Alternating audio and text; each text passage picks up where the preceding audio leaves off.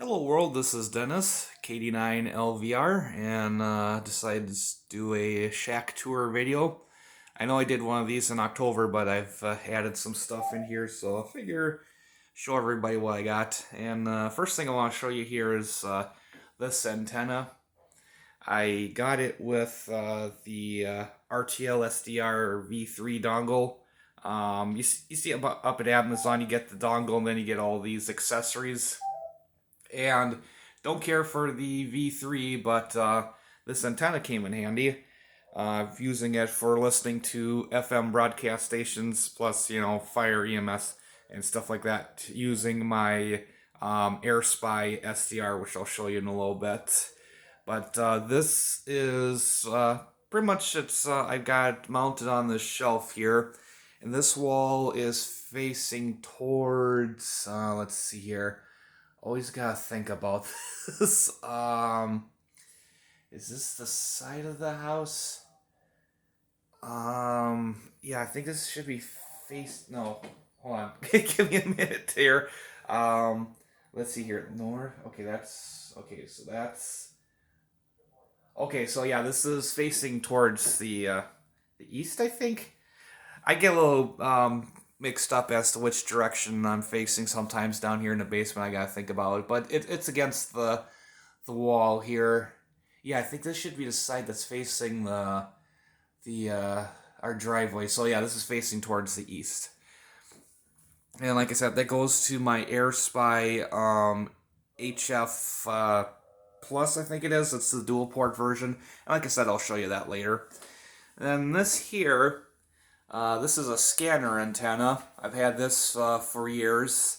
And obviously, with both of these antennas, with being down here in the basement, they do, an alright job. They get in the strong local stations, but if I want to listen to, like police and fire from surrounding counties, it's a little bit hit or miss, but for listening to the in-county stuff, it's alright. This is the coax that came with it. This goes to my Uniden Bearcat scanner, the BC 8098 or no BC 898. Sorry, T. Eventually, I think I would like to hook up an outdoor antenna for this and just use this antenna for when we got thunderstorms going through. I do have another antenna, but I don't know how well that will work. But anyhow, moving along. Like I said, there's my scanner. And then underneath the monitor here, you've seen this in a couple videos. It's my Kenwood R2000. And then next to it is the Kenwood TS590 SG. And this is my computer desk. And there's the computer down there. And back over here, we got an AirSpy RSP1A SDR. And then this speaker here, that's attached to the Kenwood here. The power supply I've got down here. I wanted off of the desk, away from all this stuff. So I got one of these little racks, keeping it off the floor. I do have to get some of the rest of the stuff off the floor, because in the past, this room has flooded a bit. We replaced the gutters outside and did some sealing, so hopefully, with all the snow we got this year, if it does quick melt, hopefully it doesn't flood down here, but if it does, all the important stuff will be off the floor, and I'll know that this is not a good idea, and just have to try to cram everything back into my my bedroom upstairs, so keep your fingers crossed, everybody, for once spring rolls around. And then over here is my main radio desk. Well, actually, before I show you that, I don't think I've showed anybody this. This is a gaming chair that my brother and his wife got me for my birthday last year to replace the old chair that I had. And it's my favorite color combination, green and black. I have the arms up because when I'm at this desk, they kind of, bump into it. When I'm at this desk, it's just fine, so I'll have the arms down so I can rest. But, anywho, So we're over here to the radio desk. I believe if you've seen this before, there's some additions and uh, um, a missing radio, and I'll get to that in a little bit. But let's start over here. Got another Samlex power supply, a SAC 1235M, and that's going to my Rig Runner 4005 over here. This is why I've got all my transceivers, hooked up to, and then this is just your, just a standard surge protector. That's one of two that I use for the radios. And underneath the power supply, I've got this Kenwood SP180 external speaker. I actually got this from Goodwill. There's some kind of issue with that. Like I'll be listening to something and then it gets kind of crackly and like the audio just goes out. So I'm thinking I probably have to open it up and maybe spray some contact cleaner on the inside and see if that helps out. If not, well then I'll just have to go and get a new speaker. Then over here, we got a transceiver, the ICOM IC7300. This is my main radio for just main radio for HF, ham radio communications in general. I like to use this for DXing, rag chewing, state QSL parties, so on and so forth. I did forget to mention the Kenwood over here. That one I primarily like to use for the digital modes, FT8, FT4, GS8 call. But I do like to use this for time to time for chatting with people. And I just realized I forgot to mention, I also use that SDR Play as a pan adapter. And if I want to listen to like the FM band, then I'll just unplug this coax here into this here. But anyhow, getting back on track, got the ICOM ICR75, my favorite radio for just general shortwave radio listening. Here is the Yaesu FT991A. Probably going to be selling this to a guy who's studying to become a ham radio operator. He's looking for basically a shack in the box, and admittedly, this is an alright radio, but overall I just don't care for it. So gotta wait and see if he said he was gonna buy it, but the weather took a turn for a worse around here, so I haven't heard from him for a while. So hopefully once things start clearing up, he'll pick this up. My main gripe with this is the HF part and the waterfall display. Basically, I've been spoiled by this and another radio that you'll be seeing shortly. The other radio I have for 2 meter, 70 centimeter is this Yaesu FTM 7250D. And this is a nice little radio. I really like it. When I do sell, or if I do sell this one, if that guy doesn't take it, then I might go to Ham and Hi-Fi and see if they'd be willing to buy it. But anyhow, this is a nice little radio, and when I do sell this one, I'm going to be using this for a while. I'm going to keep this one because there are some repeaters in this area that use Yaesu System Fusion, but what I would like to do is replace this radio with something that can do D-Star, and I'm thinking about getting that, basically the 2 meter, 70 centimeter version of this, the 9700. And then this is new. This is one of those indoor-outdoor thermometers. It's nothing special, but it allows me to keep track of the temperature here in the shack and outside. So that's pretty cool. And then let's see here. This one's a newer radio to my collection. This I got last year for my birthday. It's the Yaesu FRG 100. It's a nice radio, and don't give me grief about the the blinking time here.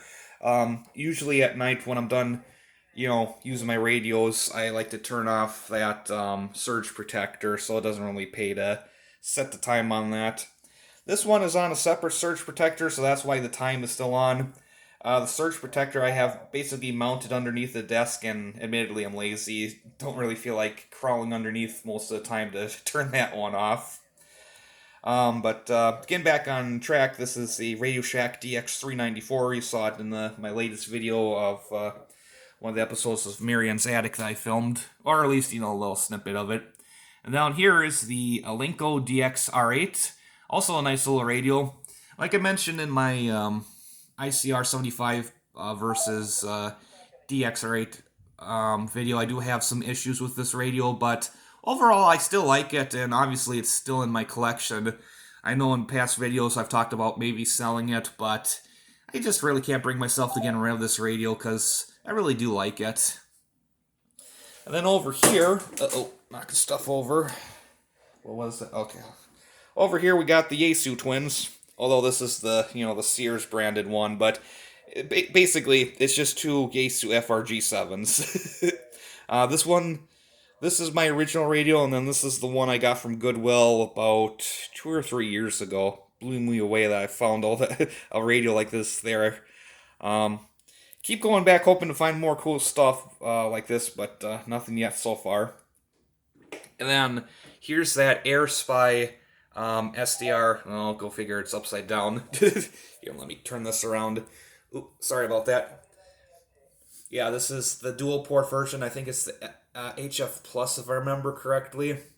I like to switch back and forth between this and the SDR Play. And then the newest addition to my collection, the Yaesu FT-DX10. Now, some people have been asking me to do a video doing a comparison, letting me know what my verdict is, between this and the 7300. And I'll probably get around to that eventually. It's just, trying to get my thoughts together on, what I like and dislike about the two radios. And then finally, not quite finally, there's going to be one other thing after this, but back here, this is all the coax. These are my HF antennas. This one's the end-fed. This one is the 40-meter double bazooka. And that one goes over to this antenna switch here. Yes, I do get sometimes mixed up with all these cables of switches. I'll say that right now. But position 1 is the 7300. Position 2 goes over to here. This is for the receivers. I'll get back to that in a moment. 3 is for the 590 SG, and 4 is for the FT-DX10. Now up here, this, like I said, this is for the receivers. This one is for the R75, FRG100, the Alinco, and then this one goes over to another antenna switch. Position number 1, that goes to this splitter here that feeds the DX394 and the R2000. Position number 2 goes to the Air Spy, and number 3 I like to switch out. Either goes to one of the Yaesus, or I take one of these adapters here and plug it into here, so I can use the 40-meter double bazooka antenna for FM broadcast band and basically like scanner listening. Believe it or not, the 40-meter double bazooka does a really good job. It picks up a lot of FM broadcast stations. There's a couple where I gotta switch over to the end-fed, but for the most part, it does a really good job. Oh, and I almost forgot, there's also coax for my 2-meter, 70-centimeter antenna. That just goes strictly to this radio here, the 991A. And just in case you're wondering, yes, this is a mess back here with all the wires and coax and stuff. One of these days I really should get back there and try to get this all a little bit more neat and tidy, but I suspect there's a lot of guys who say that and never get around to it. And finally, there's another surge protector down here. I have it tie-strapped to one of the legs of the desk here to keep it off of the floor. Come to think of it, I really should find a way to get that stuff off of the floor also, just in case it does flood down here this spring. I'm hoping it doesn't, but just in case, I'm kind of preparing for the worst. But anyhow, that surge protector that powers the FRG7s and the Radio Shack DX394. Now there is one missing item to my collection, as you can see here. The realistic DX160 is no longer here. I got rid of it. Basically, the thing was going kaput. It's just not working properly, and like I've mentioned before in past videos, I just don't have the time or the knowledge to, work on radios. So with there being an open spot, I'm kind of looking for a new communications receiver to put there, or heck, maybe even another transceiver. Who knows? Wait and see. But anyhow, that's the Ham Shack. There's the basically amateur radio world map. It's basically just like the Yaesu one, but this one came with my Texan, what was it, the PL880, I think that was. But anywho, this is the Radio Shack. This over here is where, I spend a lot of my time. Okay, it says I'm getting a phone call. Okay, but it's a number I don't recognize, so whoop-de-doo. But anyhow, like I said, this is where I spend most of the time. I do have some stuff over here. I gotta get this all kind of cleaned out. But this is where I keep my CDs. This, just for the heck of it, I'm going to show you this. This is the exact same boombox that I had as a teenager. It's a Philips Magnavox Alpha Zulu 2750. It's a AM/FM radio, cassette, dual cassette player, and a CD player. Like I said, I had one of these back in, I think it was the late 90s, early 2000s, if I remember correctly.